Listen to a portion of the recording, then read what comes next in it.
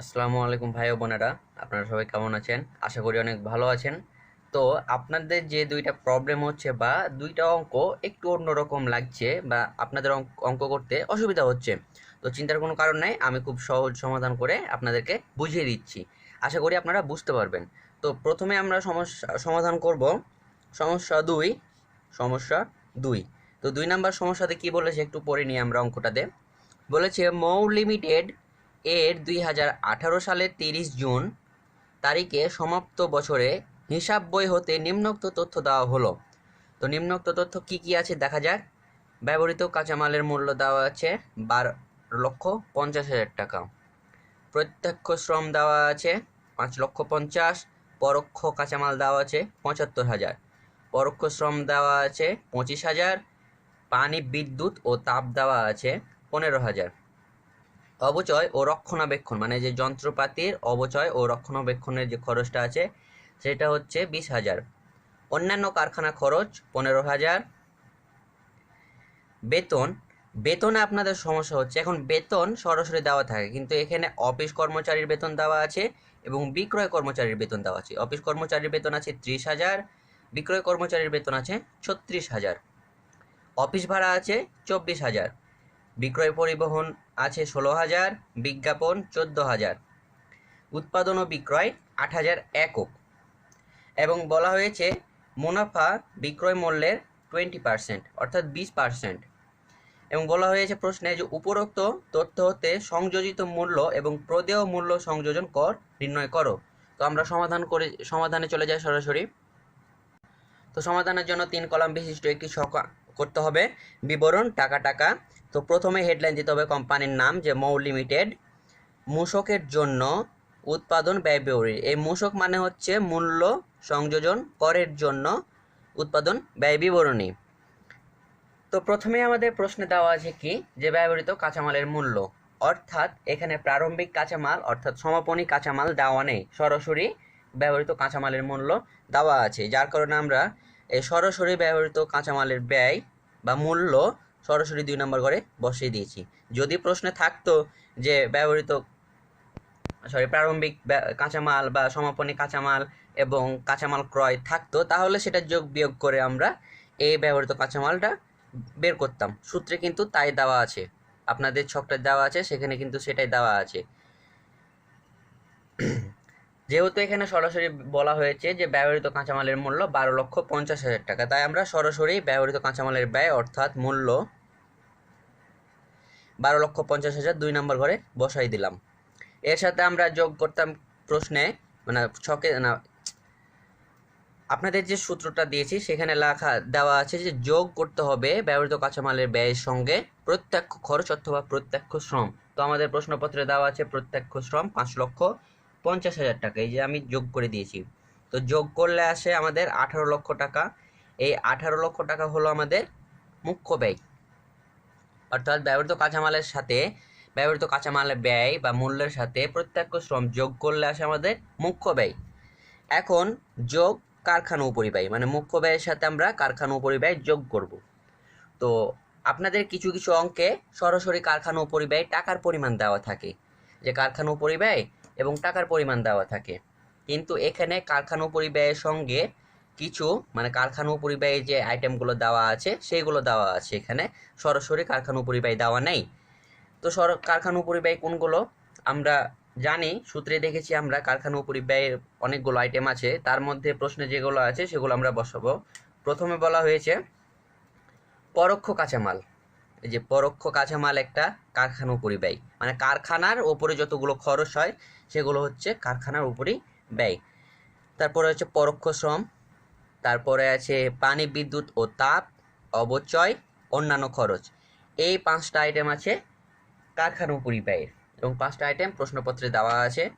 তো 5টা আইটেমের টাকার যোগ করব আমরা এখন। কারখানা উপরিব্যয় 75,000 দেওয়া আছে, পরোক্ষ শ্রম 25,000, পানি, বিদ্যুৎ ও তাপ 15,000, অবচয় 20,000, অন্যান্য খরচ দেওয়া আছে 15,000।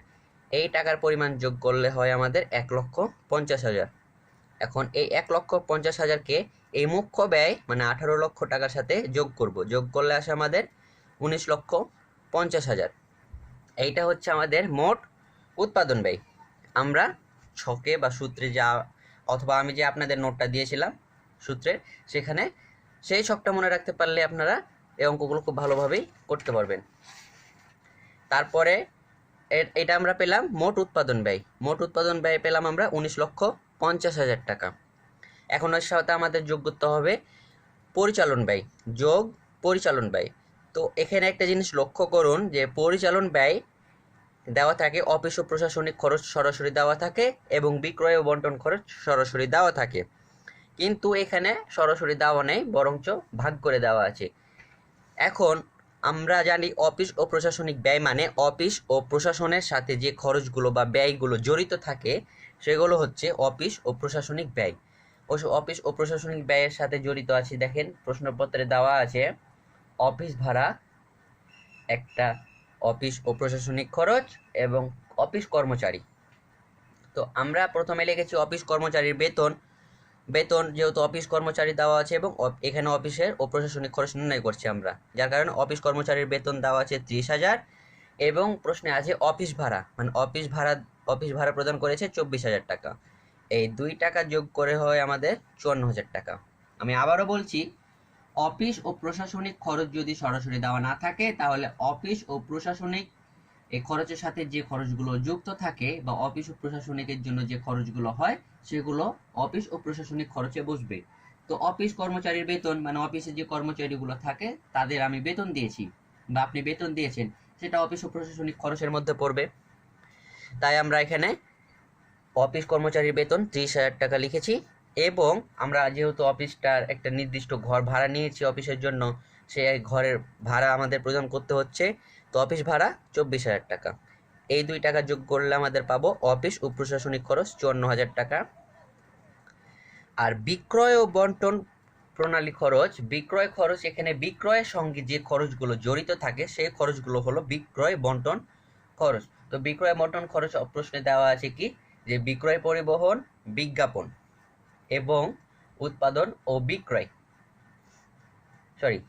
বেতন পরিবহন ও বিজ্ঞাপন, মানে বিক্রয় কর্মচারীর এই যে প্রশ্নপত্রে দেখেন এখানে এই যে বলা হয়েছে বিক্রয় কর্মচারী, এটা হচ্ছে বিক্রয় মানে যে বিক্রয় করে, যে কর্মচারীটা বিক্রয়ের সাথে জড়িত বা বিক্রয় করে তার বেতন দেওয়া আছে।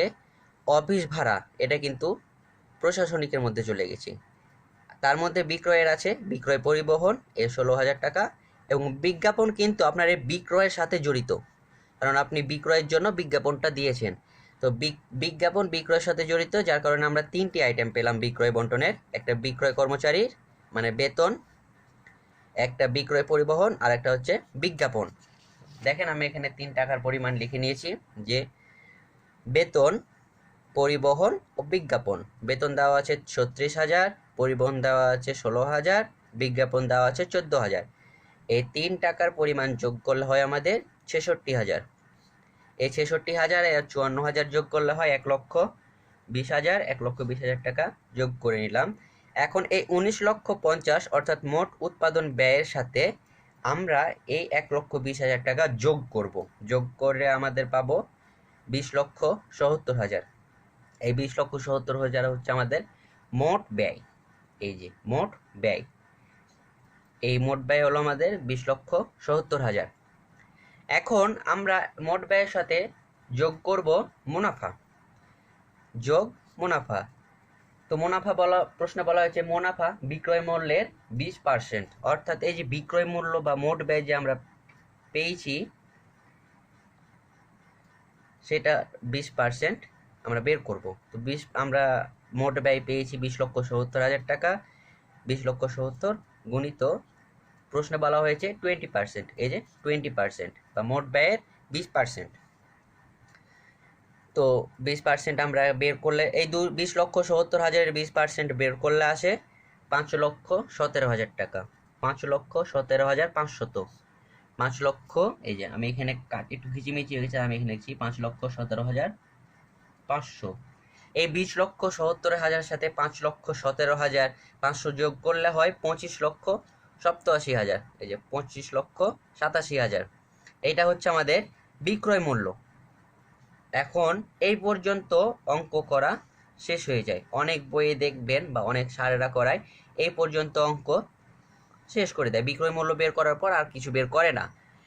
কিন্তু আমরা আপনাদের সুবিধার্থের জন্য বাদ ব্যবহৃত কাঁচামালের ব্যয় এখান থেকে আমরা ছকের থেকে বিয়োগ করে দিলাম, কারণ অনেক সময় দেখা যায় বিক্রয় মূল্য পর্যন্ত বের করার পরে আবার অপর পৃষ্ঠায় যে ব্যবহৃত কাঁচামালের ব্যয় এই বিক্রয় মূল্য থেকে বিয়োগ করে মূল্য সংযোজন বের করে, আবার এই টাকার পরিমাণের সাথে তখন কর বের করে।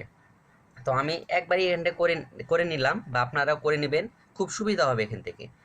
তার সাথে আমরা বাদ দেবো এখন বিক্রয় মূল্য থেকে বাদ ব্যবহৃত কাঁচামালের ব্যয়, মানে ব্যবহৃত কাঁচামালের ব্যয় বা মূল্য যে আমরা প্রথমেই পেয়েছিলাম কত, 12,50,000। এই 12,50,000 এখন বাদ দিয়ে দেবো আমরা এই 25,87,000 থেকে। তো 25,87,500 থেকে 12,50,000 বাদ দিলে হয় 13,37,500। এই 13,37,500 হচ্ছে আমাদের মূল্য সংযোজন। তো এখন আমাদেরকে এটা আমরা পেলাম মূল্য সংযোজন, এখন আমাদেরকে কর নির্ণয় করতে হবে বা প্রদেয় কর নির্ণয় করতে হবে। তো প্রদেয় কর নির্ণয় করার সূত্র আমরা জানি যে প্রদত্ত মূল্য সংযোজন কর সমান সংযোজিত মূল্য গুণিত 15%। তো সংযোজিত মূল্য আমরা পেয়েছি 13,37,500 গুণিত 15%। এই 13,37,500 সাথে 15% গুণ করলে হয় 2,625,000। 2,625,000 হচ্ছে আমাদের উত্তর। এই হলো অঙ্ক। এভাবে অঙ্কটা করতে হবে। যদি বুঝতে অসুবিধা হয় তাহলে আমাকে আবার বলবেন, আমি আপনাদেরকে আবার বুঝিয়ে দেবো। তো পরবর্তী অঙ্ক 7 নাম্বার অঙ্কটা আমরা সমাধান করি। তো 7 নাম্বারে আপনাদের সমস্যা একটু বুঝতে অসুবিধা হচ্ছে, সমস্যা নাই, আমি আপনাদেরকে বুঝিয়ে দিচ্ছি। প্রশ্নে বলা হয়েছে নাহিদ প্রোডাকশন কোম্পানি লিমিটেড এর 2018 সালের 30 জুন সমাপ্ত বছরে উৎপাদন বিক্রয় সংক্রান্ত তথ্যাবলী নিম্নে দেওয়া হলো। এখন এখানে লক্ষ্য করুন, এখানে আলাদা করে কিছুই বোঝার নেই, শুধু কাঁচামাল এখানে প্রারম্ভিক দেওয়া আছে, এখানে সমাপনী দেওয়া আছে। অর্থাৎ প্রারম্ভিক এখানে প্রারম্ভিক কাঁচামাল আছে 3,50,000 আর সমাপনী কাঁচামাল আছে 2 লক্ষ টাকা। আবার তৈরি পণ্য আছে প্রারম্ভিক তৈরি পণ্য হচ্ছে 2,50,000 আর সমাপনী তৈরি পণ্য হচ্ছে 3 লক্ষ টাকা। এবং ক্রয় মূল্য না দিয়ে এখানে লেখা হয়েছে যে এই বছরে ক্রয় 2 কোটি টাকা। ওরে আল্লাহ, অনেক টাকা, 2 কোটি, সর্বনাশ। তারপরে কারখানা খরচ আছে 20 লক্ষ টাকা, প্রত্যক্ষ মজুরি 30 লক্ষ, অফিস ও প্রশাসনিক সরাসরি দেওয়া আছে এখানে 1 লক্ষ টাকা, বিক্রয় বিতরণ খরচ সরাসরি দেওয়া আছে 25 লক্ষ টাকা, মেশিনের মূল্য দেওয়া আছে 1 কোটি টাকা। সর্বনাশ, 1 কোটি, অনেক টাকা। এবং তারপরে বলা হয়েছে মেশিনের অবচয় 10%, মানে যে মেশিনের মূল্য থেকে আমাদেরকে অবচয় বাদ দিতে হবে 10% এই মূল্যটার উপরে, 1 লাখ মূল্যের উপরে। এবং ব্যয়ের 25% লাভে পণ্য বিক্রয় করা হয়। অর্থাৎ আমরা যে মোট ব্যয় পাবো তার সাথে 25% গুণ করলে যে টাকার পরিমাণ আসবে সেই টাকা হচ্ছে আমাদের মুনাফা। এবং প্রশ্ন বলা হয়েছে মূল্য সংযোজন করের হার 15% হলে প্রদেয় ভ্যাটের পরিমাণ নির্ণয় করো। অর্থাৎ যে আমরা মূল্য সংযোজন বা প্রদেয় মূল্য সংযোজন কর বের